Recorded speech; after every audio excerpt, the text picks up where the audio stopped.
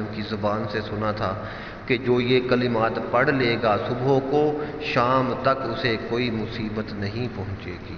आए हम भी इस दुआ को पढ़ते हैं। बिस्मिल्लाहिर्रहमानिर्रहीम।